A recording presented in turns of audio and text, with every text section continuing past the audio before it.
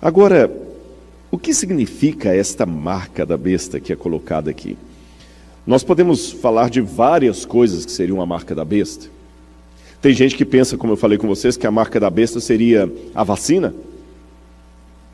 Nessa polaridade de vacina, tem alguns teóricos da conspiração dizendo que a vacina é a picada da serpente. Eu não estou aqui entrando no mérito da questão se você deve tomar vacina ou não deve tomar vacina. Mas uma coisa eu estou afirmando, vacina não é a marca da besta. Entendeu?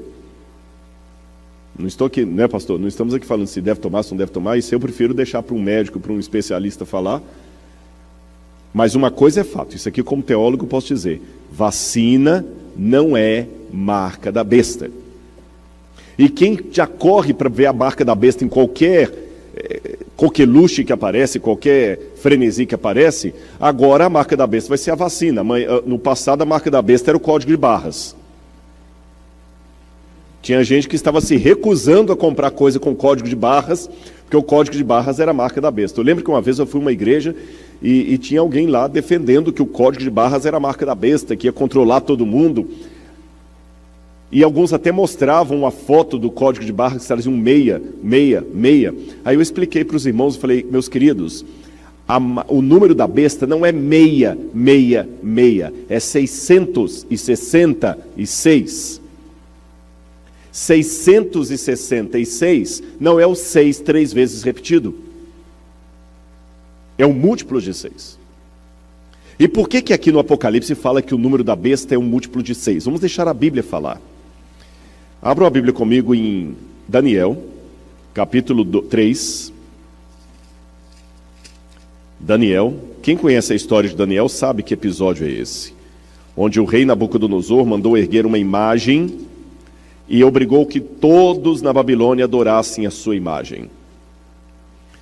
E no capítulo 3, versículo 1, fala das dimensões da imagem que Nabucodonosor ergueu. Daniel capítulo 3, versículo 1. O rei Nabucodonosor fez uma imagem de ouro que tinha 27 metros de altura e 2,70 metros de largura. Deixa eu explicar para os irmãos uma coisa aqui. Existem dois tipos de tradução na Bíblia. No sábado à tarde vamos falar um pouquinho sobre traduções da Bíblia. Existem traduções que são dinâmicas e traduções que são literais. E não é uma questão de falar qual está certa, qual está errada. Não dá para definir isso. Eu vou dar um exemplo, os irmãos vão entender. Quando você fala assim, I'm mad about my flat. Se eu falo isso nos Estados Unidos, tem um sentido. Se eu falo isso na Inglaterra, tem outro sentido. I'm mad about my flat. Eu estou ficando louco por causa do meu apartamentozinho ali, meu cantinho. Se você fala isso na Inglaterra, eu estou ficando doido por causa da agulha que eu vou tomar. Perceberam a diferença? Mesmo no português do Brasil para o português de Portugal, tem diferença. Tem diferença. Por exemplo, isto é giro. No Brasil, giro é isso aqui. Em Portugal, giro, very nice. Então, até do inglês britânico para o inglês americano tem diferença. Até do português brasileiro para o português lusitano tem diferença. Concordam comigo? Então, na Bíblia também tem expressões que às vezes o autor não sabe, o tradutor fica na dúvida, como é que ele traduz? Por exemplo, se eu estou pensando em inglês e eu ouço alguém falando em inglês, it's rain dogs and cats. Se eu traduzir literalmente ao pé da letra, como eu tenho que traduzir? Está chovendo cães e gatos. Essa é uma tradução literal. Mas se eu quiser adaptar, eu vou falar, está chovendo muito. Aí vem alguém e fala o seguinte, está errada essa tradução. No original em inglês não tem a palavra muito, tem a palavra cães e gatos.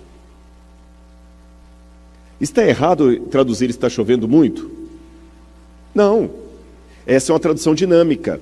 Eu peguei o sentido da frase em inglês e já adaptei para o português. Uma tradução literal é aquela que pega palavra por palavra. Então, no original aramaico aqui de Daniel, não está 27 metros por 2,70 metros. Aqui nos Estados Unidos vocês usam muito pounds, milhas, yards, feet, e às vezes a gente tem que traduzir. Eu estava conversando com Josias, eu estava conversando com ele, ele estava fazendo várias perguntas em inglês ali, e eu não lembro mais qual, ele perguntou da temperatura do deserto. Eu só sei falar em Celsius, eu não sei falar em Fahrenheit. E ele não entende em Celsius, ele entende em Fahrenheit. Então eu tive que pensar em Celsius e para o celular aqui, e o pastor me ajudou a traduzir para Fahrenheit. Então, se eu disser para vocês que no deserto tem uma temperatura de 40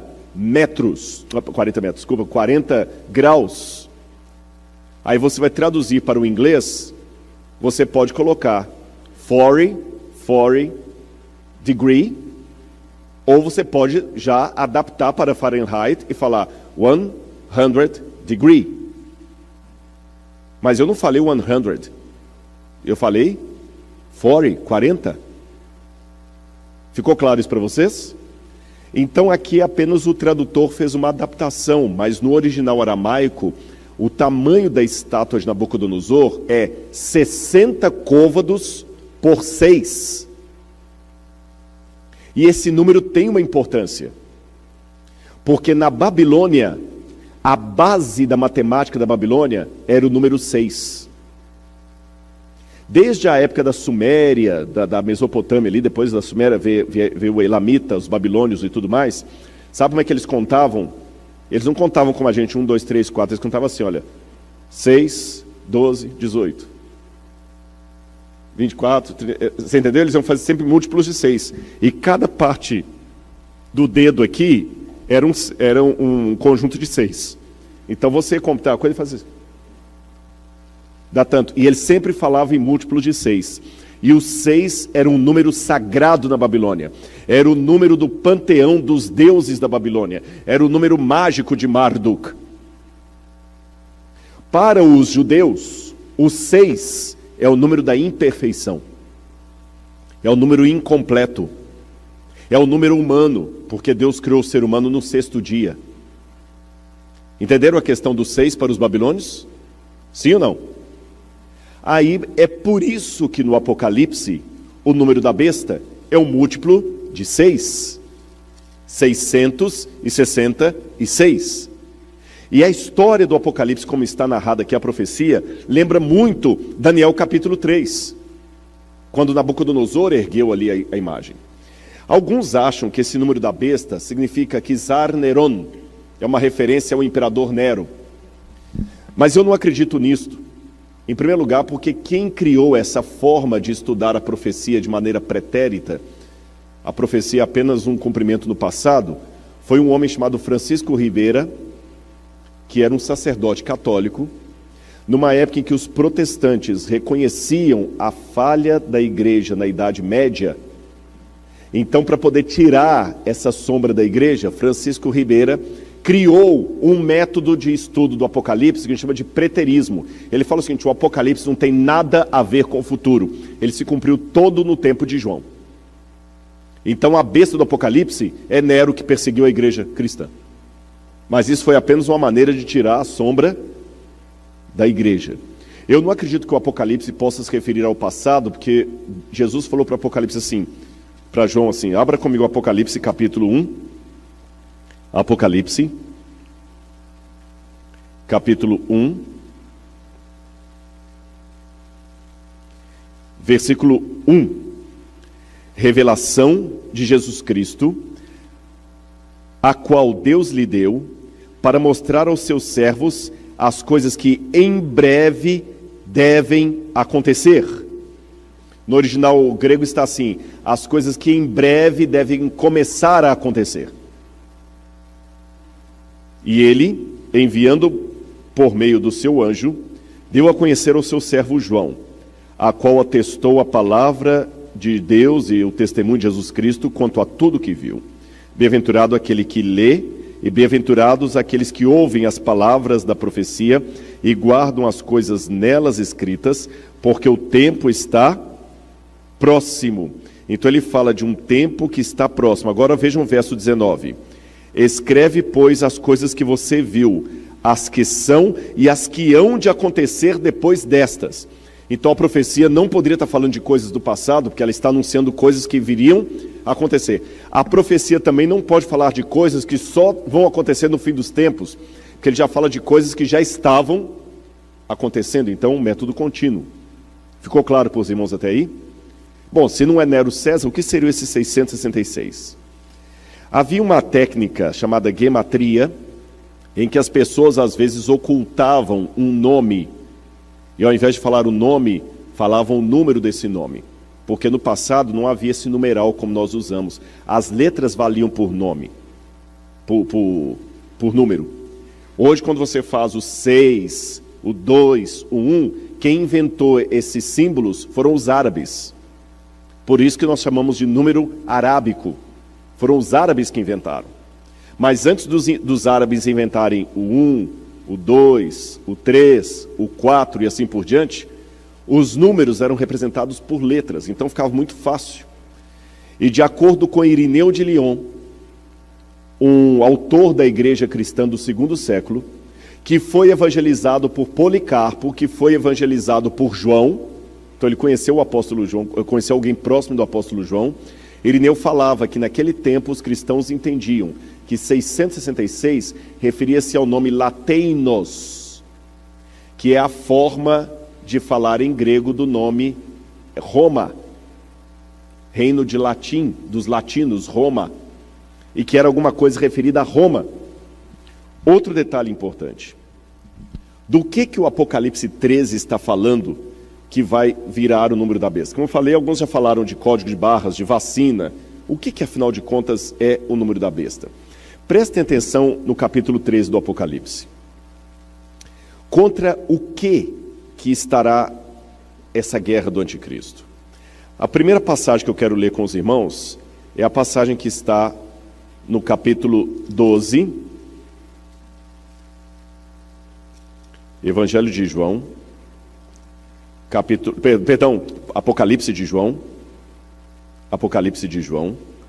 capítulo 12, capítulo 11, versículo 19. Achei aqui.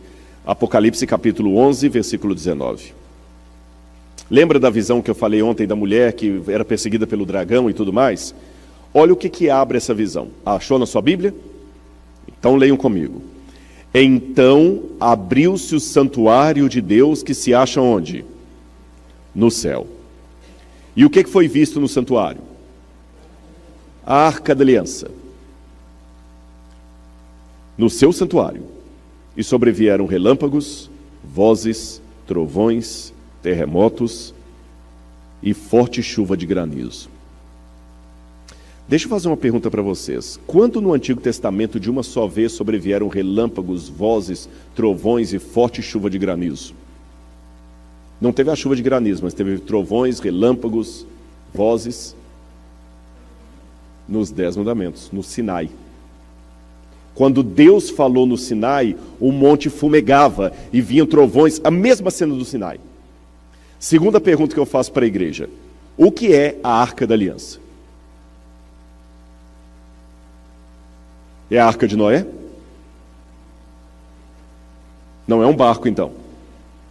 O que é a Arca da Aliança? Era uma caixa. E o que é que guardava dentro dessa caixa? A vara de Arão, tá certo? A vara de Arão florida, um pouco do maná. E tinha mais uma coisa importante: as tábuas dos 10 mandamentos. E uma coisa que me chama a atenção em Êxodo capítulo 25, é que quando Deus mandou Moisés fazer o tabernáculo, o santuário, Deus falou o seguinte: Moisés, faça o santuário de acordo com o modelo que eu vou te mostrar. Então Moisés fez, e o livro de Hebreus fala isso, que o santuário da terra era uma cópia do santuário celestial.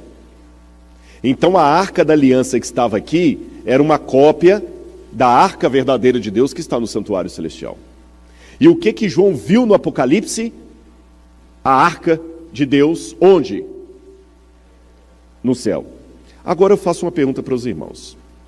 Muitos ensinam que a lei de Deus caducou na cruz. Que Paulo diz que a lei foi abolida.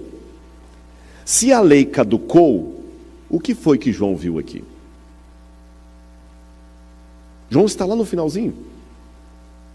Será que ele viu a lei? Ou ele não viu a lei? Porque ele fala que eu vi a arca da aliança no céu. E logo depois que João vê a arca da aliança no céu, ele vê o dragão perseguindo a mulher. Depois que ele vê o dragão perseguindo a mulher, olha o capítulo 12, verso 17. O dragão ficou irado contra a mulher e foi travar guerra com o restante da descendência dela, ou seja, os que guardam os mandamentos de Deus e o testemunho de Jesus. Os que guardam os mandamentos de Deus e o testemunho de Jesus. Aí me chama a atenção que quando essa besta levanta, tudo o que ela faz é para atacar um dos mandamentos de Deus. Antes de falar dessa maneira aqui, deixe-me apenas alertar os irmãos de uma coisa. O Apocalipse, olha que curioso isso aqui. É um contraste que os teólogos até observam no Apocalipse, um paradoxo, melhor dizendo. Você sabia que o Apocalipse, de todos os livros do Novo Testamento, é o que faz mais referência ao Antigo, é o Apocalipse? De todos os 27 livros do Novo Testamento, o que faz mais referência ao Antigo é o Apocalipse. Mais do que os Evangelhos. O Apocalipse é o que cita o Antigo Testamento mais do que os Evangelhos, mais do que os livros, as cartas de Paulo, mais do que o Evangelho de João, mais do que o livro de Atos. O livro que faz mais referências ao Antigo Testamento é o Apocalipse. Agora, sabe o que é curioso? Aí que vem o contraste. No Apocalipse não existe nenhuma citação direta do Antigo Testamento. Todas as alusões que o Apocalipse faz ao Antigo Testamento são alusões indiretas. Eu tenho uma hipótese da razão disso. Sabem qual é? Onde o Apocalipse foi escrito?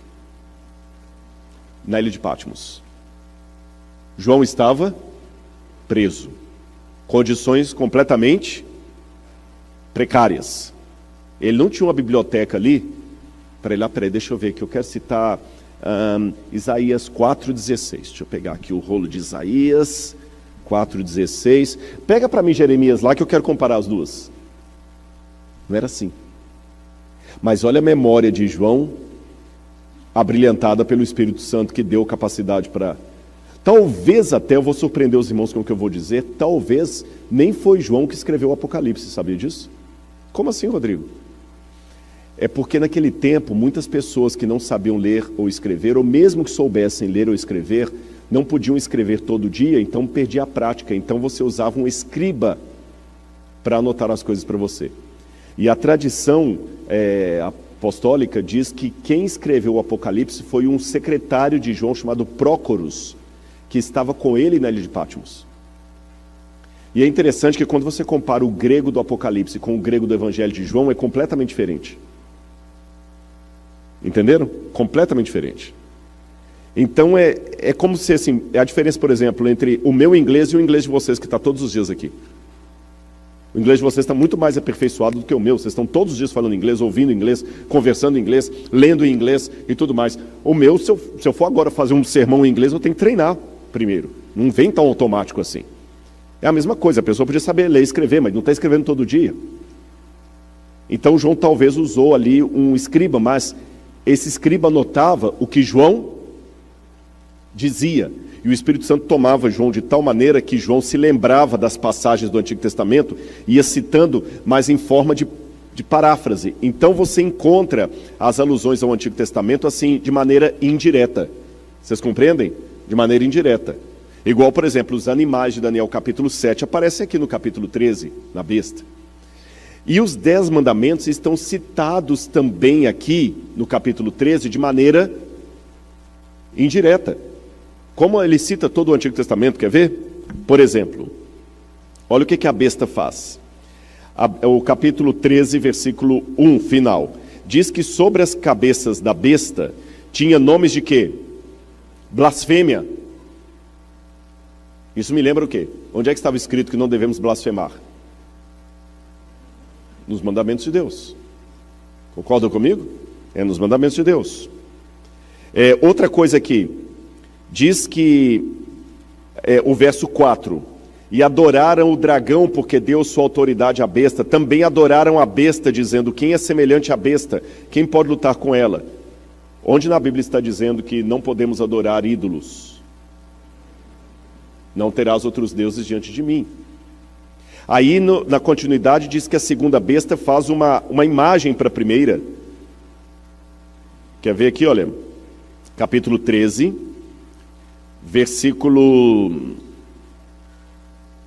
capítulo 13, versículo 14. Seduz aqueles que habitam sobre a terra por causa dos sinais que lhe foi permitido realizar diante da besta, dizendo aos que habitam sobre a terra que façam o quê? Uma imagem. Não farás para ti imagem e escultura. Onde é que está isso? Os 10 mandamentos. Vocês estão vendo aqui todos os detalhes dos 10 mandamentos? Manda matar, manda blasfemar, manda adorar uma imagem, cobiça o lugar de Cristo, tudo isso aqui. Agora, olha que curioso esse bloco profético. Ele começa com uma visão dos mandamentos no céu, dos 10 mandamentos na Arca da Aliança. Aí vem o dragão perseguindo a mulher. Os fiéis da mulher são chamados de aqueles que guardam os mandamentos de Deus e a fé em Jesus. Logo depois, vem a besta fazendo um monte de coisas que contraria a vontade de Deus. E aí, aqueles que vencem a besta são descritos no capítulo 14.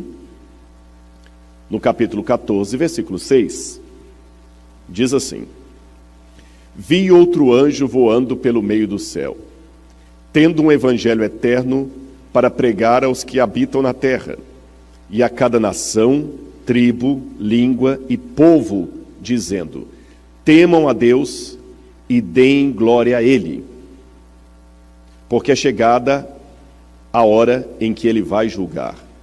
E adorem aquele que fez o céu, a terra, o mar e as fontes das águas. Em que lugar do Antigo Testamento fala que Deus fez o céu, a terra, o mar e as fontes das águas? Em 2 lugares. Gênesis capítulo 1 e 2 e Êxodo capítulo 20. O Salmo também faz referência, mas direto assim, o céu, a terra, o mar e Êxodo capítulo 20. Onde fala para guardar o sábado como lembrança de que Deus fez o céu, a terra e tudo mais. E tem uma coisa que me chama a atenção, irmãos. Eu não sei como é aqui nos Estados Unidos, como é em Cabo Verde. Mas no Brasil, geralmente, os documentos, quando você assina um contrato com alguém, eu fiz uma firma com você, no final, você tem que fazer em cada folha um visto, e no final você tem que assinar e reconhecer firma. Você vai num cartório e ele bate um carimbo provando que aquela assinatura é sua mesma. Essa assinatura geralmente vem no final do contrato. Na época do Antigo Oriente Médio, sabe como é que eram os contratos entre um rei superior e um rei inferior? Ele começava geralmente assim. Eu tenho vários paralelos para mostrar para vocês. Por exemplo, entre os hititas, faziam assim. Eu vou fazer, o Eric, por exemplo, vamos supor que eu sou o rei superior, o Eric é o rei vassalo. Aí, os contratos que a gente encontra na arqueologia, trazem assim: ó Eric, eu sou o rei Rodrigo, que ajudei o seu país quando você estava sendo atacado pelo seu inimigo. Eu emprestei o meu exército para você e defendi você. E agora então faço com você um acordo, uma aliança. Você não deverá fazer isso, você não deverá me atacar, você deverá me pagar imposto, você deve fazer isso. Eu dou uma série de cláusulas para ele. E no final, as cláusulas são complementadas com uma refeição.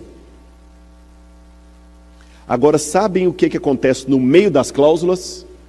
Eu digo quem eu sou como autoridade. Eu ponho o meu selo.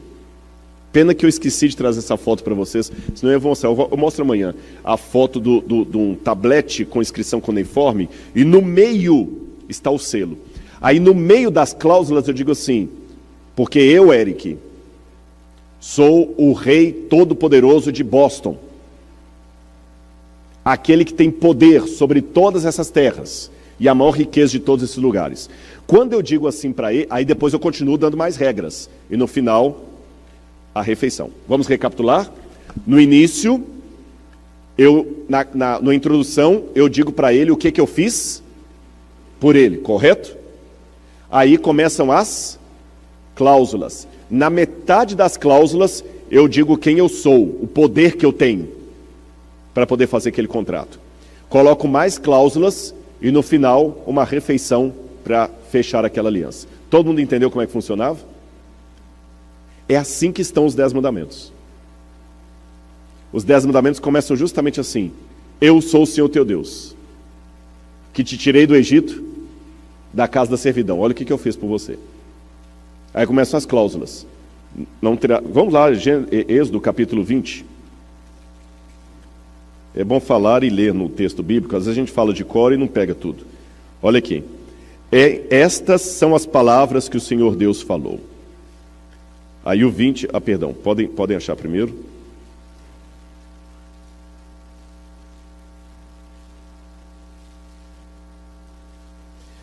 Então, capítulo 20, versículo 1.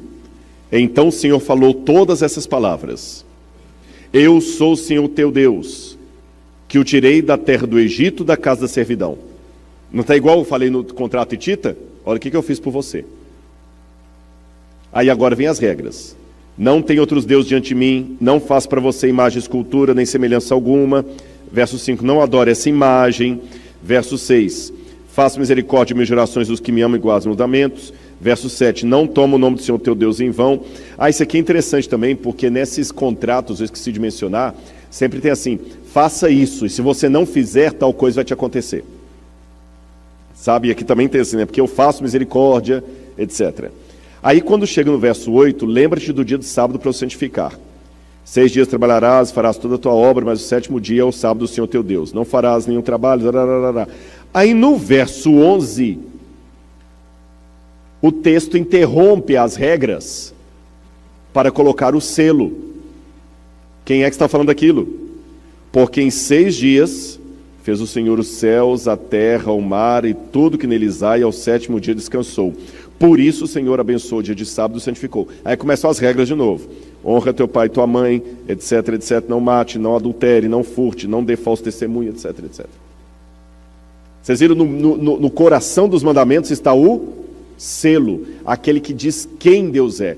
E aí, nesse mesmo emblema, repete-se em Apocalipse capítulo 14, quando fala que eles têm o selo de Deus. É interessante essa palavra selo em hebraico, essa palavra selo, a marca de Deus. Apocalipse 14, versículo 1. Olhei e eis o Cordeiro em pé sobre o monte Sião, e com ele estavam 144.000 que tinham escrito na testa o nome do Cordeiro e o nome de seu pai. Aí no verso 6 fala do Evangelho eterno, que é pregado a todo mundo, dizendo, temam a Deus e deem glória a Ele, pois é chegada a hora que Ele vai julgar. E adorem aquele que fez o céu, a terra, o mar e as fontes das águas. Está justamente aqui. Agora, irmãos, eu quero deixar uma coisa bem clara, que eu falei ontem e quero repetir hoje. Você está querendo dizer, Rodrigo, então, que você é mais santo do que os que não guardam o sábado? De jeito nenhum. Não é o sábado que salva? Tá, então, por que você está falando isso? Porque é assim que eu vejo na Bíblia, eu não posso ser incoerente com a minha consciência. Tá. Então, e quem não guarda o sábado hoje? Está perdido? Não. Não posso dizer isso. E quem guarda o sábado está salvo? Não, também não posso dizer isso. A mim compete saber da minha vida. Entenderam? Não sou eu que posso julgar ninguém. Não sou eu que posso me sentir superior a ninguém. Eu sei que tem maneiras erradas de guardar o sábado. Uma delas, eu falei ontem, é guardar por legalismo. Aí alguém pode falar, tá, mas então como é que esse negócio, o sábado hoje em dia é tão complicado hoje, como é que se guarda? Eu vou explicar aos irmãos como. Eu vou falar do jeito errado e do jeito certo. O jeito errado. Havia uma família de adventistas que guardavam o sábado. E no sábado não podia fazer nada. Aí o menininho falava assim, papai, que legal, você está em casa hoje, não vai ter... Vamos brincar? Não, hoje não podemos brincar. Por quê? Hoje é sábado. Aí a mãe, para ajudar as crianças a entender, falou assim, hoje é o dia feliz.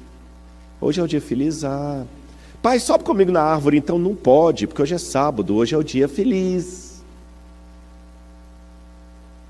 Ah, tá. Pai, então vem para cá ficar... Não pode, porque hoje é o dia feliz, papai tem que ficar na igreja o dia inteiro. Aí quando dava 2 horas da tarde, me falava assim, pai, falta muito para acabar o dia feliz? Entenderam a questão? Essa forma de guardar o sábado apenas na base do não pode, não pode, não pode, não pode, não pode, é a maneira judaica, é a maneira farisaica, é a maneira que não agrada a Deus. Quem estava no sermão, acho que de domingo, eu expliquei uma coisa que aconteceu com os judeus depois do cativeiro da Babilônia. A lei de Deus antes do cativeiro da Babilônia era algo para proteger o povo de Israel. Mas quando eles saíram do cativeiro da Babilônia, eles ficaram com tanto medo de voltar para lá, que eles falaram o seguinte, a lei não é uma cerca que nos protege, é algo que precisa ser protegido. Entenderam a diferença? É igual aquele pai que luta tanto para comprar o carro, e quando compra o carro fica com ele guardado na garagem, porque tem medo de colocar na rua, alguém riscar e tudo mais. O carro está lá, mas o carro não pode ir com a família. Não vou levar meu carro para lá, não vou sujar meu carro na lama, não vou arriscar meu carro, não vou lá porque lá não tem lugar de estacionar o carro. Pai, vamos passear, vou estrear o carro. Não vamos ficar em casa. Por que não? Porque lá não tem lugar de estacionar, não vou botar o carro. Aí a família fica com saudade quando eles andavam de ônibus. Aí não é o cara que tem o carro, é o carro que tem a pessoa. Sabe aquele negócio, você não sabe se é o cachorro que abana a cauda ou a cauda que abana o cachorro? Os judeus fizeram isso, eles pegaram os mandamentos de Deus e colocaram uma cerca em torno dos mandamentos. Aí, por exemplo, começaram a raciocinar. Tá, no sábado não pode fazer nada. E se eu quebrar um galho de árvore no sábado? Eu tô como é que fala quando você está podando? Então coloca aí um acréscimo. No sábado ninguém deve subir em árvore. E se a mulher estiver olhando no espelho no sábado e vir um cabelo branco e querer arrancar? Ela está fazendo cabelo no sábado, então não pode. Mulher não pode. Isso tudo está na lei judaica, na Mishnah, você tem tudo isso lá na Mishnah. Não pode, mulher não pode olhar no sábado no espelho. Se você tiver com a coisa na mão direita e ela cair, você só pode pegar com a mão esquerda. Não pode andar mais do que uma milha sabática. Um monte de regras. E eu amo Israel, mas isso não significa que eu concorde com tudo em Israel. No Shabat, por exemplo, lá o elevador vai parando de andar e andar porque o judeu não pode apertar o botão no sábado. Não pode acionar o interruptor da energia. Não pode atender celular. Não pode um monte de coisa. Com todo o respeito que eu tenho pelo povo judeu, mas essa é a maneira que Jesus criticou, falou o seguinte, vocês são hipócritas. Se um boi de vocês cair no sábado no buraco, vocês não tiram? E eu não posso curar essa filha de Abraão? Jesus passou lá no lugar onde estava o trigo, lá, colheu as espigas. Não pode, é sábado. Davi não entrou lá e não comeu dos pães, por que eu não posso comer? Eu sou o Senhor do sábado. Então, quando Jesus falou assim, eu sou o Senhor do sábado, ele não quer dizer assim, menosprezando, quer dizer, desculpa, eu sou o dono do sábado. O dono aqui sou eu. Igual uma vez eu vi um vídeo desse aí de uma rádio lá em Belo Horizonte, lá que um deputado era dono da rádio, o radialista chamou o opositor dele para a rádio lá, para dar uma entrevista. Ele entrou, falou assim, não, fulano de tal não vai falar aqui hoje não. Ei, peraí, desculpa, eu estou no meu programa aqui, você não pode entrar assim. Por que eu não posso? A rádio é minha. Eu sou o dono da rádio. Eu tenho que pedir licença para entrar na minha rádio? Então quando ele falou o seguinte, eu sou o dono do sábado, eu sou o Senhor do sábado. Eu sou Deus. Esta é a maneira errada. Outra maneira errada de guardar o sábado é ser exclusivamente adventista no sétimo dia. Eu não confunda adventista do sétimo dia com adventista no sétimo dia. Porque a minha vida é a única doutrina adventista que muita gente está lendo lá fora. A primeira doutrina adventista que muita gente vai ler lá fora é a vida do adventista que trabalha com ele. Entenderam? Me sentir superior. Não é por aí. Agora, qual seria uma maneira que eu considero correta de guardar o sábado? Eu vou dizer aos irmãos qual. Quantos aqui são casados? Muito bem. Eu não vou colocar ninguém em trouble, mas eu espero que você se lembre da data de aniversário do seu casamento. Tem alguns que falam assim.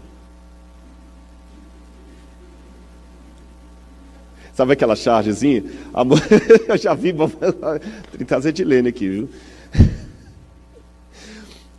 Eu vi uma vez uma chargezinha, uma assim, amor, você mudou a senha do Wi-Fi? Mudei, querido. Qual que é? A data do nosso aniversário de casamento.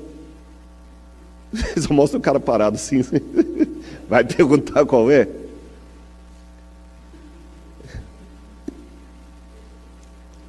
Eu pergunto a vocês. Eu não jogo bola. Mas se eu jogasse bola, Deus não me deu esse dom. Acho que quando eu distribuí os dons ali, o jogo de futebol estava fora. É pecado, é errado num casamento um homem jogar bola? Não é errado. Ô, meu amor, eu vou jogar bola com meus colegas. Tudo bem, meu querido. Ele não está traindo. Agora, no dia do aniversário do casamento, ela acordou, preparou um café da manhã todo gostoso. Ele pega a chuteira, passa na mesa, pega uma torrada. Amor, vou sair para jogar bola com meus amigos. É certo? É certo? Mas vocês não acabaram de falar que não tem problema o homem jogar bola no casamento? Ah, não, no dia do... Por que só a mulher que respondeu isso? Os homens ficaram calados agora. Vocês estão então me dizendo que tem coisas que não é que elas em si são erradas, mas para aquele dia não são apropriadas. Só isso. Mas deixa eu continuar na minha reflexão aqui. O dia do aniversário do casamento só tem sentido numa única e exclusiva condição. Qual é? Se você vive bem com a sua esposa 364 dias do ano. Se você está feliz no seu casamento, se você está amando a sua esposa, se sentindo amado por ela, se você está bem com ela 364 dias do ano, quando chega no dia do aniversário de casamento, você comemora o quê? É o aniversário em si? O que você comemora no dia do aniversário de casamento? Os outros dias que você viveu? Porque se você não vive bem com ela, no dia do aniversário de casamento não tem o que comemorar. Perdão, não tem o que comemorar. Entenderam onde é que eu estou querendo chegar? O aniversário, a comemoração, não tem sentido nela mesma, mas no que acontece fora dela. O sábado só tem sentido se eu andar com Jesus domingo, segunda, terça, quarta, quinta e sexta. Aí quando chega no sábado, eu comemoro os outros dias que eu andei com Jesus. Mas se o sábado é o dia religioso, ele é um fim em si mesmo, aí perde a graça. Então, de certa forma, todos os dias são dias de Deus, não é só o sábado. Como o dia do casamento, são todos os dias do ano. Não é isso? Quais são os dias do casamento? Todos, mas tem um que é especial. É o da comemoração. Todos os dias são de Deus, mas tem um que é especial. É o dia que você diz para o mundo que você tem um Criador. E esse assunto da criação é tão sério, irmãos. Hoje eu não vou entrar nesse mérito aqui por causa do tempo. Eu teria que dar um outro estudo sobre isso.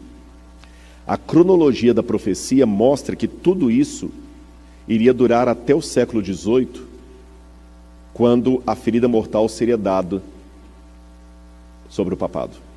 E em 1798, 1776 é a independência americana. 1798, o general Berthier prendeu o Papa a mando de Napoleão. E aí o mundo começou a ser despertado para o estudo da Bíblia. Foi a partir daí que as sociedades bíblicas começaram a cruzar o mundo, os missionários começaram a ser enviados, e foi a partir daí que começou o revivamento do estudo de Daniel e Apocalipse. Em todo o mundo. Em todo o mundo. Agora, o mais curioso que foi justamente no século XVIII que começam também os movimentos contrários a Deus, século XVIII e XIX. Aí que começam os primeiros que vão desembocar em Charles Darwin, em 1850, falando que, na verdade, nós não temos Criador, nós somos frutos da evolução das espécies. Foi justamente no século XIX que vem Karl Marx pregando o materialismo dialético que não tem julgamento divino, que o paraíso é aqui, a sociologia, Emile Durkheim, a utopia possível, o paraíso é aqui. Lembra que o diabo sempre faz o paralelo? Ficou claro para os irmãos até aqui onde é que eu estou querendo dizer? E a Bíblia mostra isso, irmãos, está aqui no Apocalipse. Todo o elemento que eu vejo aqui aponta bem claro para a adoração. O grande problema no dia que a besta colocar a sua imagem é quem que eu adoro, o anticristo ou a Cristo. É isto. Agora, me chama a atenção também no Apocalipse que essa besta é um poder mundial. Porque fala que todos, exceto o fiel povo de Deus, todos receberão a marca da besta, exceto aqueles que forem fiéis. Mas será que isso é possível hoje?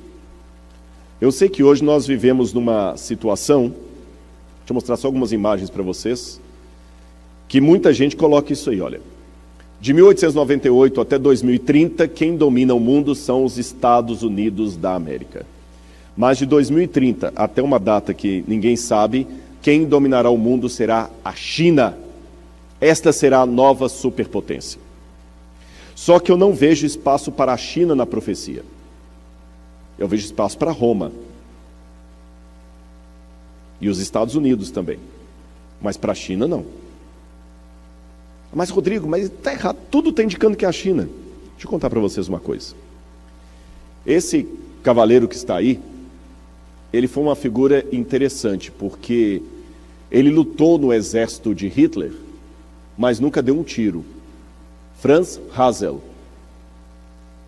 pai do Gerhard Hazel, que foi um grande teólogo falecido, e o seu filho, Michael Hazel, que é um arqueólogo muito famoso lá do Tennessee. Franz Hazel era um homem cristão, e ele não aceitava matar. Ele passou a guerra toda com um revólver de madeira na cintura e não deu um tiro. E quando ele estava no fronte, veja que ele está com o uniforme nazista.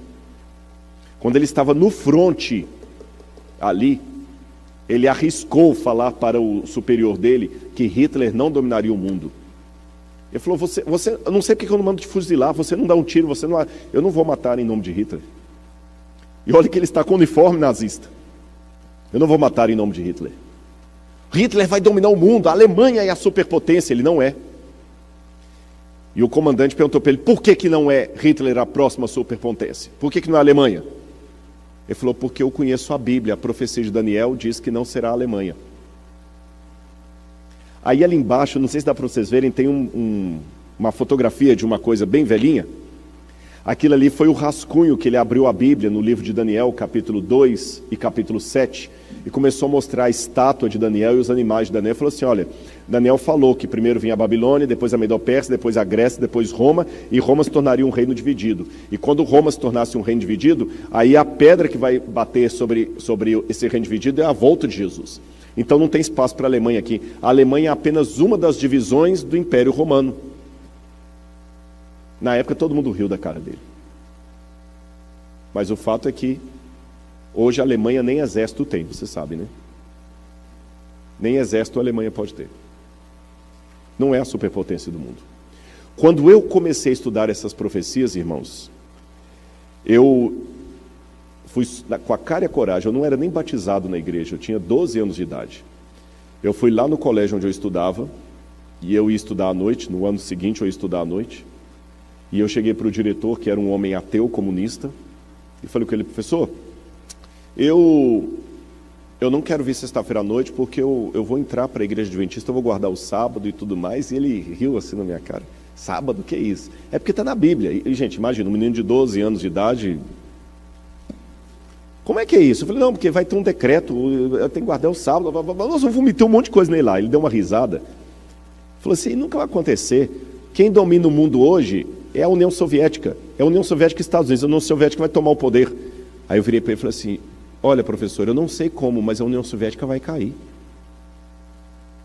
Ele deu uma gargalhada, falou assim: eu vou te liberar só porque você é um rapazinho muito audacioso. Mas isso é bobagem.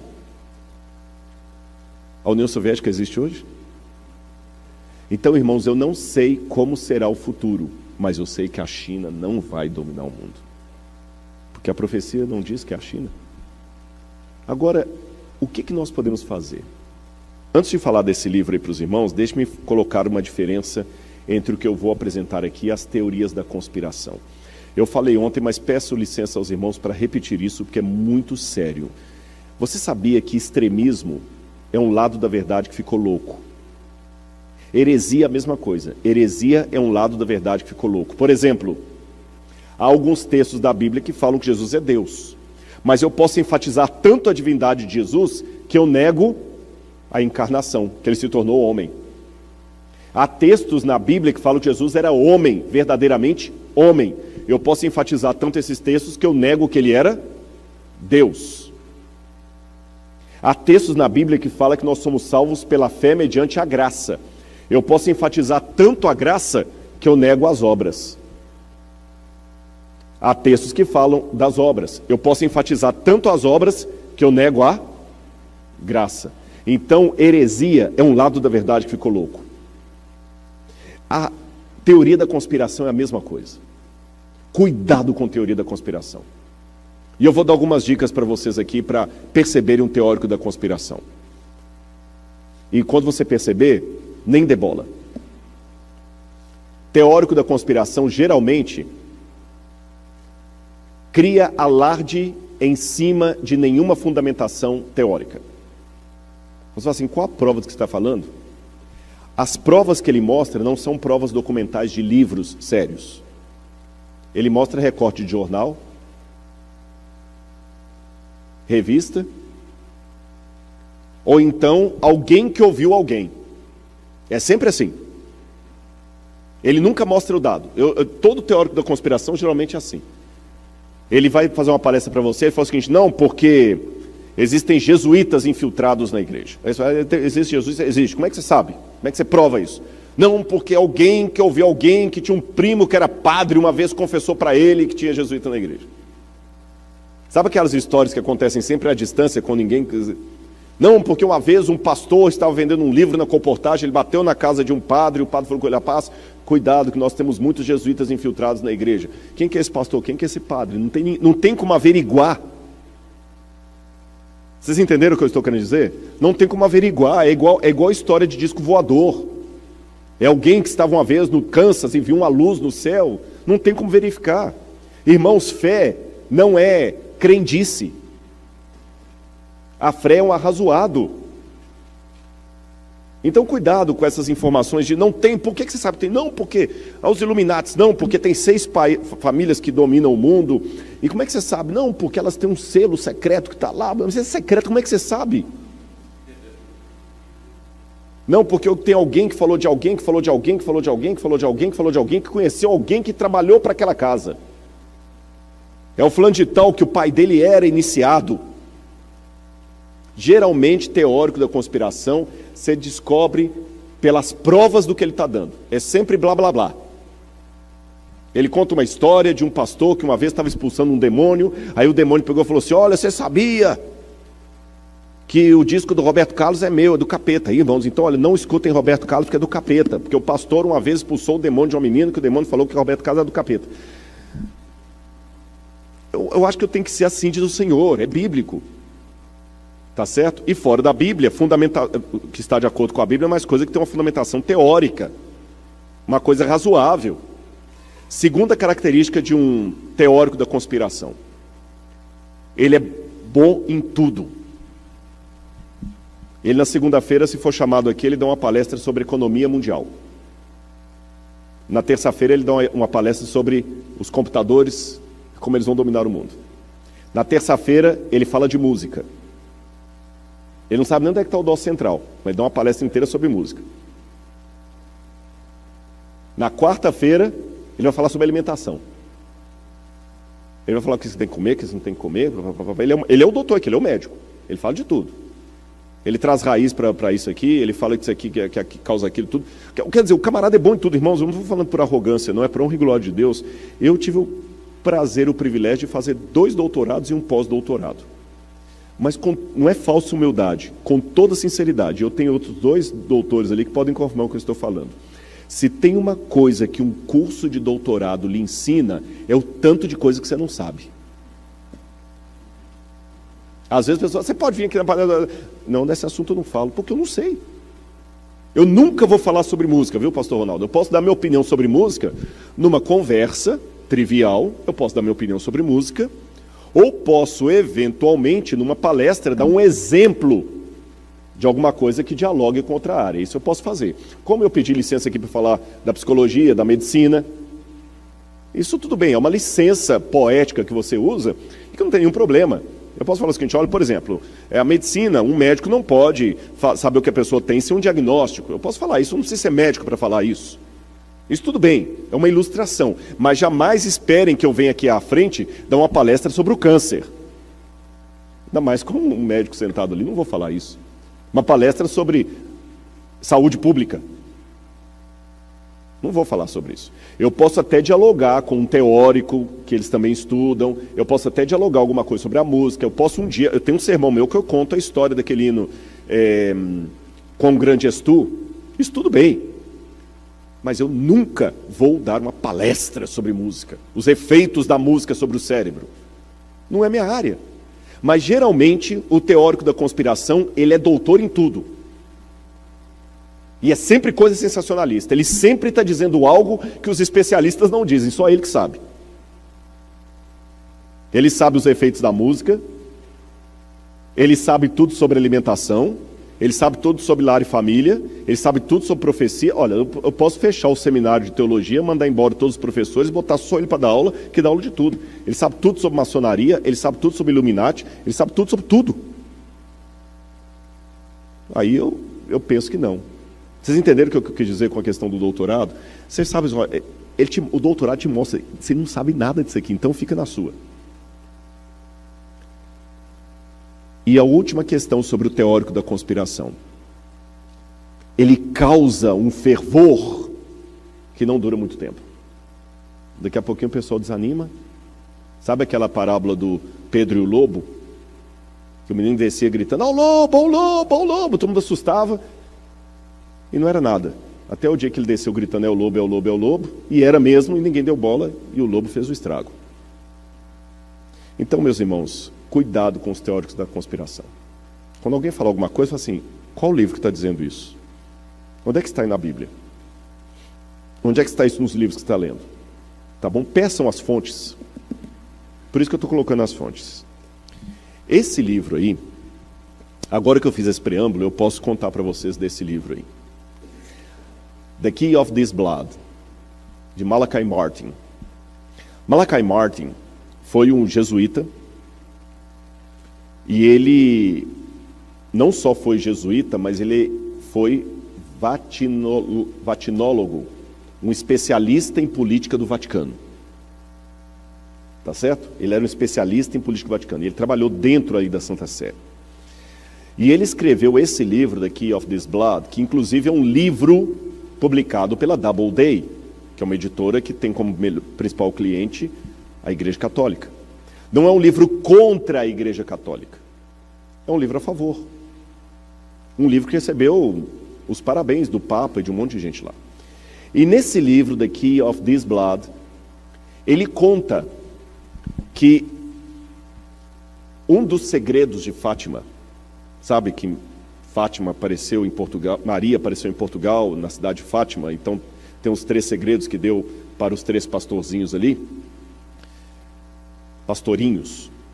E a Lúcia, que era a única que estava viva, ela recebeu e ela falou para o Papa. E o Karol Wojtyła, esses dias eu pedi a alguém que fala polonês para me corrigir a pronúncia, Karol Wojtyła, que era o nome do Papa, ele sofreu muito na mão do comunismo na época da Polônia. Ele foi bispo de Cracóvia. Ele já tinha um trauma do comunismo. E quando ele soube que um dos segredos de Fátima seria o fim do comunismo, ele assumiu o seu pontificado dando uma mensagem: eu vou reformar a igreja e vou acabar com o opositor da igreja, que é o comunismo. E quando o Papa João Paulo II assumiu, ele escolheu como título João Paulo II para dar o indicativo que ele ia continuar o pontificado de Albino Luciani, que era João Paulo I, que alguns pensam até que foi morto, porque ele ficou 3 meses no poder. E a primeira coisa que João Paulo II fez, a estratégia dele foi brilhante.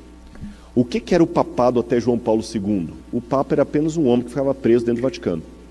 Porque quando em 1929, Benito Mussolini, com o Tratado de Latrão, devolveu para a igreja a Santa Sé, a exarca de Ravenna, que é o Vaticano, o Papa se tornou uma espécie de prisioneiro do Vaticano. Ele quase não saía dali.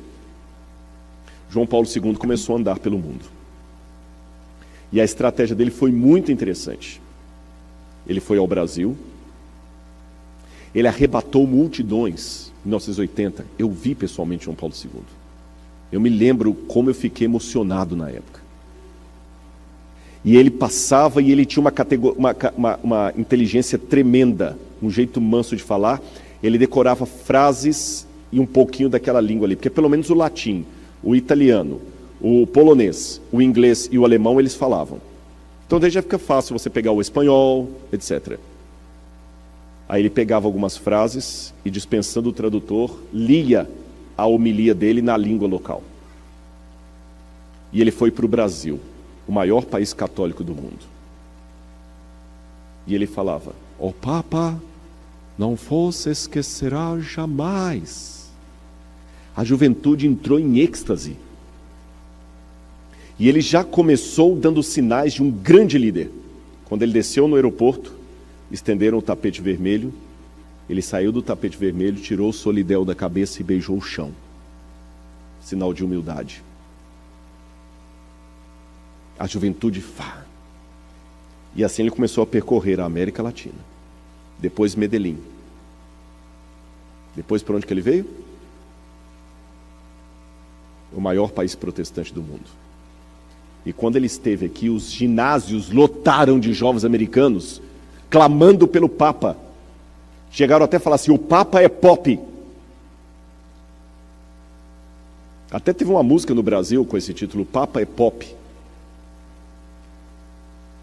Automaticamente, Ronald Reagan não podia ignorar um líder como aquele. O chamou à Casa Branca. Da Casa Branca, esse livro é dessa grossura, conta tudo isso. Eles já saíram com a estratégia costurada ali de como iriam acabar com a União Soviética. Costuraram nos bastidores da história para que Mikhail Gorbachev, um católico fervoroso, assumisse a presidência da União Soviética. E Mikhail Gorbachev, costurando com Ronald Reagan e João Paulo II, proclamou a perestroika e a glasnost. Em pouco tempo, caiu a União Soviética, depois o Muro de Berlim, e não existe mais a União Soviética. E os Estados Unidos, até então, viviam à sombra da Guerra Fria, com medo do que o mundo podia acabar. Os que viveram antes disso lembram. E nem um tiro foi dado por ninguém, e nem os repórteres acompanharam. Tudo pelos bastidores. E o Malachi Martin diz que muitas pessoas se enganam pelo silêncio do Vaticano, achando que o catolicismo é um poder ultrapassado. Não é. há mais coisas para o futuro. Vejam, eu falei algo que por um primeiro momento pode parecer teoria da conspiração, mas eu estou dando a fonte. E esse livro não é o único não, é apenas um, mas é uma bibliografia, não é um livro só não. Como mineiro eu digo assim, as pesquisas que eu faço são um queijo de várias vacas. Não tem assim, Rodrigo, qual que é o livro que você lê para poder... Não tem um livro, são vários. São 1000 páginas de leitura para 10 minutos de palestra. Mais recentemente, Zygmunt Bauman, um dos maiores teóricos do século XXI, que morreu recentemente, que criou o conceito de sociedade líquida, e ateu e comunista. Ateu e comunista. Ele tinha um... Não era bem comunista, mas ele tinha uma simpatia pelo comunismo. Uma simpatia. Zygmunt Bauman disse o seguinte: o Papa Francisco é a minha esperança. Porque Zygmunt Bauman percebeu o seguinte: o mundo hoje, por que ele chama de sociedade líquida? O mundo não tem mais firmeza, não tem consistência. O que é um líquido? O líquido está aqui, ó. Enquanto está dentro dessa garrafa, ele está nesse formato. Se eu tirar dessa garrafa e colocar num copo, ele assume o formato do copo. Se eu tirar do copo e colocar num prato, ele assume o formato do prato. Mas se eu quebrar o prato, o líquido derrama, ele não tem consistência. O mundo hoje não tem consistência, a família não tem consistência, os filhos não têm, o mundo está perdido. Só que Bauman está chegando à conclusão que ele não tem solução para o mundo, mas quando ele teve um encontro com o Papa Francisco, ele falou: esse homem. E eu vou dar mais um resumo para vocês. Esse sujeito aqui também, ele é interessante, Jeremiah Lant. Jeremiah Lant, ele é autor do livro The Parting Instinct, A Cultural History of Humanity's Search for Meaning. Ele fala da padronização, e esse livro, ele fez uma análise sociológica sobre o coronavírus. E ele colocou o seguinte: o coronavírus significa o fim da era neoliberal. Qual é o próximo? O coronavírus é um cadinho político derretendo e remodelando as normas atuais. A nova era será uma fortaleza da terra, ou um prenúncio de uma sociedade transformada em base a um novo conjunto de valores. Em 2017, mais de 15 mil cientistas de 184 países emitiram um aviso sinistro para a humanidade de que o tempo está se esgotando. Eu fui atrás dos artigos científicos disso, que ele cita. Que o tempo está esgotando. Logo será tarde demais, escreveram eles, para mudar o curso da nossa trajetória fracassada. Então, inclusive tem o artigo científico que foi publicado, porque eu falei, não é só ler o livro, eu fui atrás das fontes que ele usa. E o Bioscience tem os artigos lá, olha, esse publicado na Bioscience, World Scientists Warning the Humanity a Second Notice. Os cientistas estão alertando o mundo. E não pense que é só questão ecológica. Eu vou resumir, porque o meu horário já está acabando. Sabe o que está acontecendo no mundo hoje? Imaginem uma casa com várias crianças. Eu esqueci de mencionar uma coisa, gente. Até eu vi ele tirando foto ali, foi bom para isso. Não, mas o que eu falei, você me ajudou aqui agora. Há vários dias que eu estou ensaiando dizer para vocês que eu vou deixar os PowerPoints da semana todos salvos no computador da igreja, e quem quiser pode pegar lá, tá bom? Traga só um pendrive, eu não sei se o pastor tem que mandar por e-mail, ele é pesado, não sei se vai por e-mail. Mas se alguém trouxer um pendrive, eu posso dar todos os slides para vocês, viu? Obrigado, pode tirar foto à vontade também, não estou recriminando não. Mas é que às vezes, puxa, ele passou o slide, eu queria tomar aquele versículo aqui, aquela passagem ali, aí vocês tragam um pendrive, eu era para ter dito isso desde anteontem, eu esqueci, agora que eu vi ele tirando foto, eu lembrei disso, tá bom? Eu não tenho ciúme de PowerPoint não, tem gente que não gosta, mas para mim não, posso dar à vontade, clique nos links lá, etc. Lembrando, é claro, que eu só estou dando aqui uma pinceladinha das bibliografias, mas continuando o que eu estava dizendo, imagine por um instante uma casa cheia de objetos cortantes, objetos inflamáveis, pontiagudos, e 5 crianças hiperativas dentro dessa casa, sem nenhum adulto para colocar ordem no cenário. Já imaginou a tragédia? Sangue para todo lado. Pois essa parábola que eu acabei de criar aqui agora, isso é uma parábola. É a maneira mais didática que eu encontro para explicar para vocês, à base de tudo que eu tenho lido dos acadêmicos, qual é o futuro qual é o estado atual do mundo. Leiam também esse livro do Yuval Harari, 21 lições para o século XXI.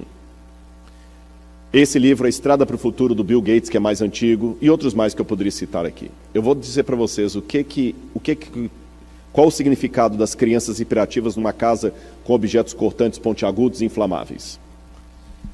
A primeira criança imperativa que está... E lembrem, crianças que estão numa casa sozinhas sem nenhum adulto, nenhum pai para botar moral. É um perigo, não é? Primeira criança imperativa do mundo. Internet. Quem controla? Ninguém. E a pior ameaça para o seu filho pode estar no quarto dele, no computador ou no celular. Lembra da baleia azul? Ensinando as crianças a suicidar? Na internet você pode colocar de pedofilia a armas nucleares. Você pode ensinar na internet. Isso que eu não estou entrando na Deep Web. A Deep Web é pior ainda. A Deep Web é como se fosse o basement da internet, onde os hackers conseguem entrar para se reunir e ali eles fazem de tudo. De tudo. E cada dia que passa você sabe que o seu destino está sendo controlado por algoritmos de internet. Eu recomendo vocês, eu não coloquei a imagem ali, que assistam também o documentário O Dilema das Redes. Em português é O Dilema das Redes, eu não sei como está em inglês. Se alguém conseguir achar o nome em inglês aí, eu posso passar em inglês. Em português é O Dilema das Redes. Vou dar um exemplo para você. Você já entrou em alguma página que fala assim, você tem que clicar assim, I'm not a robot. Aí você clica ali. Qual que é o nome em inglês? The Social Dilemma. The Social Dilemma. Aí você clica lá, eu não sou robô. Aí logo em seguida, ele aparece em 6 quadros. E fala assim, aponte os quadrinhos que tem um semáforo. Sabe por que você faz aquilo? A inteligência artificial está sendo elaborada e ela está em evolução. Você está treinando a inteligência artificial para reconhecer de maneira mais rápida elementos, cada vez de maneira mais sofisticada. Então, quando você está conversando sobre cachorro com seu colega, e quando você abre o celular, começa a aparecer um monte de propaganda de ração para cachorro, não é coincidência. Os algoritmos conseguem até sugerir o que você deve escolher e até prever a sua escolha. Quem controla a internet? Um hacker pode acabar com a bolsa de valores. Hoje fala-se muito do cyber security, mas eu queria falar do terrorista, cyberterrorismo, terrorista cibernético.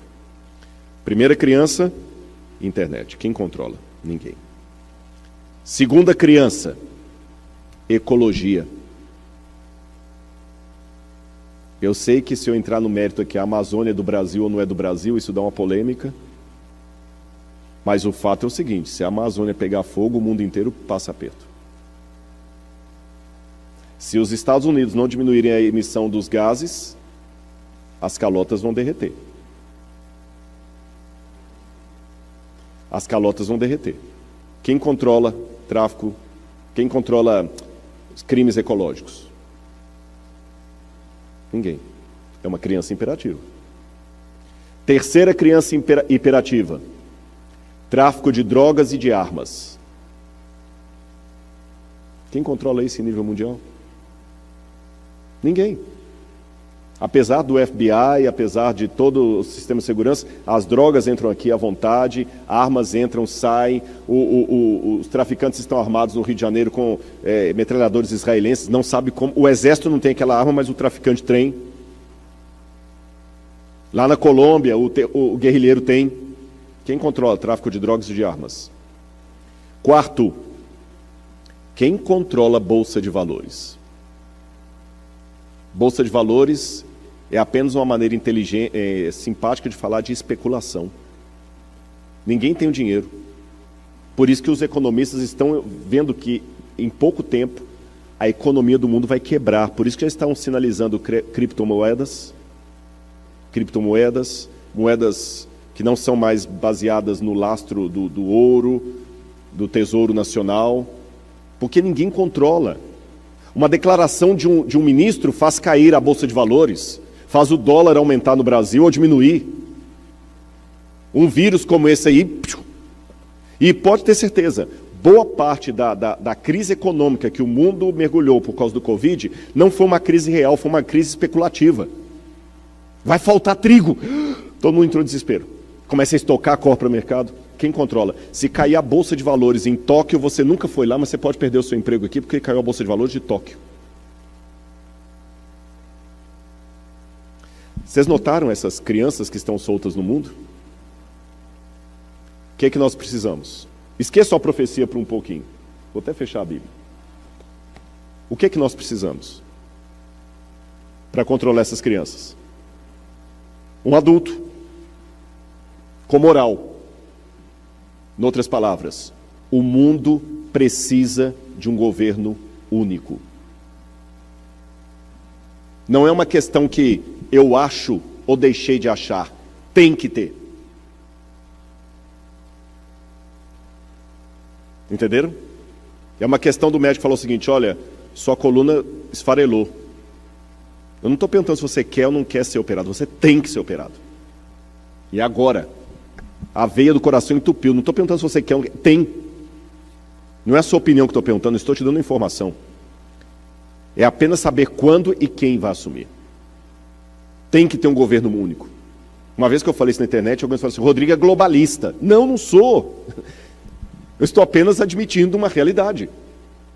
E esse governo único vai ter que fazer a magia de manter a soberania nacional de cada país conjugada ao interesse global, porque nós não podemos nos dar ao luxo mais de ser brasileiros, americanos, chineses ou ingleses, porque o que cada país faz afeta o mundo inteiro. Então precisamos de leis universais, governo mundial, para controlar Bolsa de Valores, para você não ser ameaçado por causa da declaração de um ministro lá atrás, para controlar a alta dos preços ou a baixa dos preços, alguém que consiga controlar a internet de tal maneira que você não tenha problema com um camarada com um site lá em Taiwan, mandando pornografia para sua filha em Washington. Alguém que consiga falar com o governo, pare com as emissões de gás e o governo tem que obedecer. E a ONU não, esqueça a ONU nunca fez esse papel, a ONU é apenas um emblema, uma figurinha, a ONU não tem moral para nada. Tanto é que a ONU não conseguiu resolver nenhum problema dos palestinos com os israelenses. Então o que estão se costurando agora? Assim como na época que Malachi Martin falou, estavam buscando um governo mundial, a queda do comunismo, agora também, enquanto eu estou falando, reuniões estão sendo feitas. Eu não sei quais, porque se eu soubesse quais, eu teria que ter uma fundamentação, senão eu caio na teoria da conspiração. Eu sei que coisas estão acontecendo. Quais, eu não posso prever os detalhes. Mas tudo está acompanhando para um governo único. E o que me chama a atenção no Apocalipse, é que eu termino, é que o anticristo, diferente dos outros governos, esse será um governo mundial, que vai controlar tudo. A minha dica para você: quando você vir que esse governo está mundial, ligue o pisca-alerta. Se houver uma lei que, por exemplo, ninguém pode abrir nada no domingo, eu não vejo problema, não abro. Na Bíblia não tem nada me obrigando a abrir no domingo. Agora, quando alguma lei, seja ela qual for, se interpuser entre um mandamento de Deus e a decisão do governo, posso lhe dar um conselho de irmão? Desobedeça. Questão de vacina, não tem nada na Bíblia que me obrigue a vacinar ou não vacinar.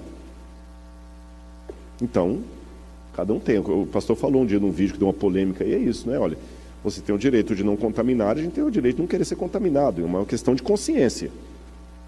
Aí eu prefiro não vacinar, eu não quero, estou com medo, eu não sei como é que é esse negócio aí, não vou vacinar meu filho. Vou vacinar meu filho sim, eu confio no que estão falando. Não tem nada na Bíblia que esclareça, pode ou não pode. Vocês estão entendendo o que eu quero dizer? Mas a Bíblia tem claro que eu não posso adorar outros deuses diante de Deus. Se o governo emplacar, agora a religião nova é essa, cuidado. Fique com os olhos abertos. Mas lembre de uma coisa, você só vai ter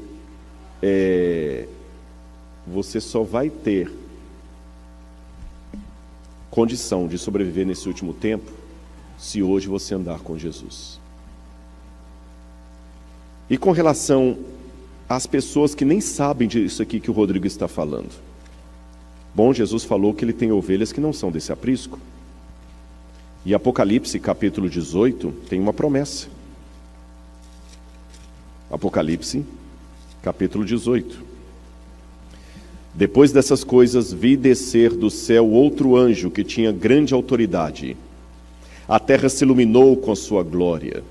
Então exclamou com potente voz, dizendo: caiu, caiu a grande Babilônia.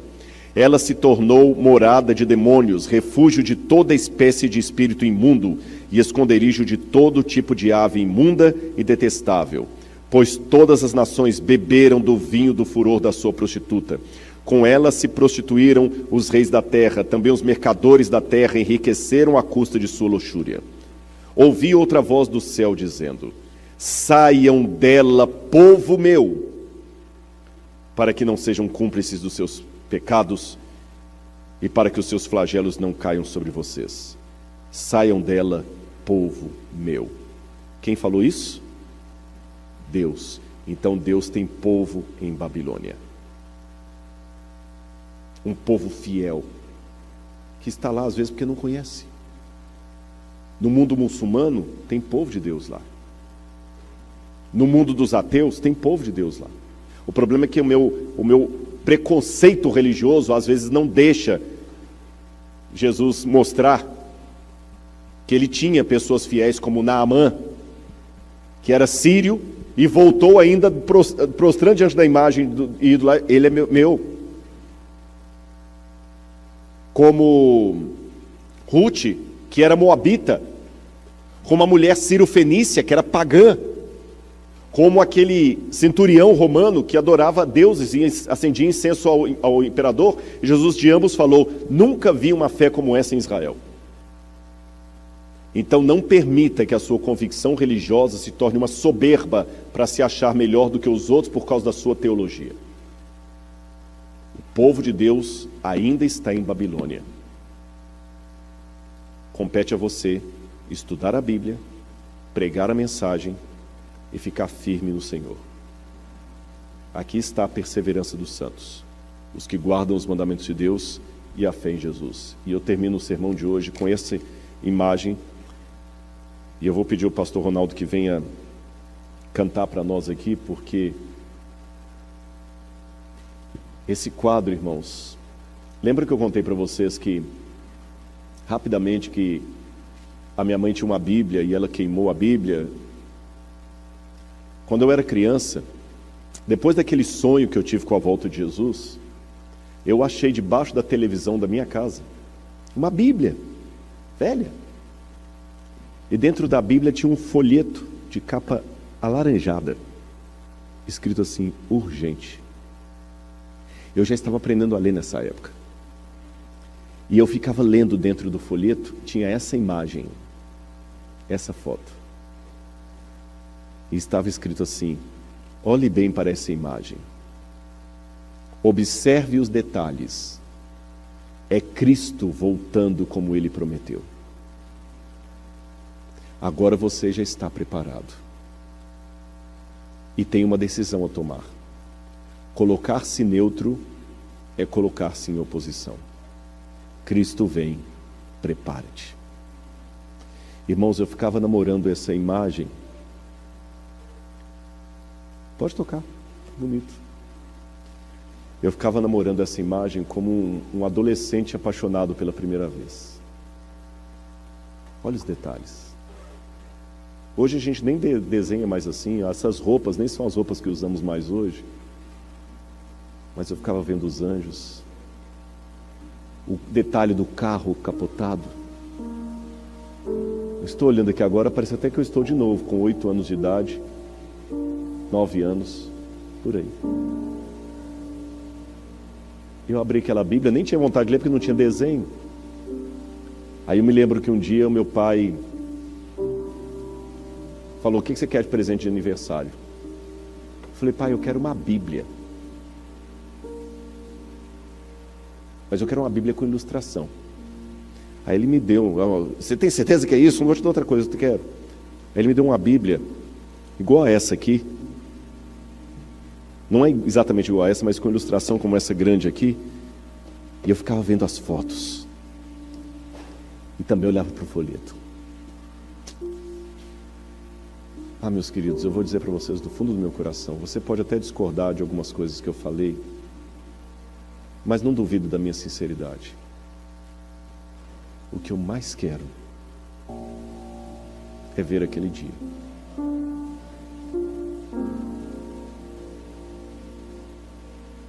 Eu peço a Ele: Senhor, se eu estiver enganado em alguma coisa, perdoa-me, porque eu estou fazendo com muito amor por Ti.